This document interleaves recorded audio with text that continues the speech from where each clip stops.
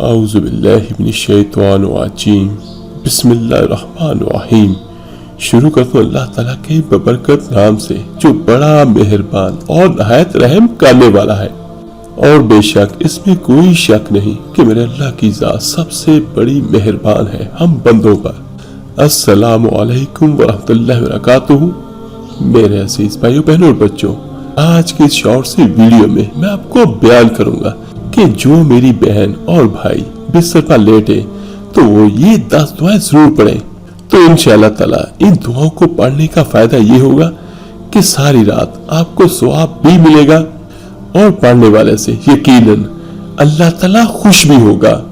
تو اس لیے کوشش کرے ہر میرا بھائی ہر میری بہن ان دعاؤں کو ضرور پڑھے۔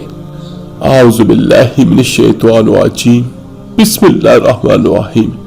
پہلی دعا لا الہ الا اللہ، اس کو صرف 3 بار پڑھ لیں۔ اس کے بعد استغفر اللہ، اس کو 7 مرتبہ پڑھیں۔ اس کے بعد تیسرے کلمات بسم اللہ الرحمن الرحیم لا حول ولا قوت الا باللہ، یہ بھی 3 مرتبہ پڑھیں۔ اور اس کے بعد نمبر 4 پر ان اللہ علی کل شیء قدیر، بے شک میرے اللہ کی ذات ہر چیز پر قادر ہے اور قدرت رکھنے والی ہے، یہ بھی 3 بار پڑھیں۔ اس کے بعد رب اغفر لی ذنوبی، یہ بھی 7 مرتبہ پڑھیں۔ اس کے بعد لا الہ الا هو العلیم الکریم، یہ 3 مرتبہ پڑھیں۔ اس کے بعد نبی کریم صلی اللہ علیہ وآلہ وسلم پر درود پاک پڑھیں، صلی اللہ علی محمد صلی اللہ علیہ وآلہ وسلم، یہ 7 مرتبہ پڑھیں۔ اس کے بعد 3 بار یہ دعا پڑھیں سونے سے پہلے، اللہم بسمک اموت و احیا۔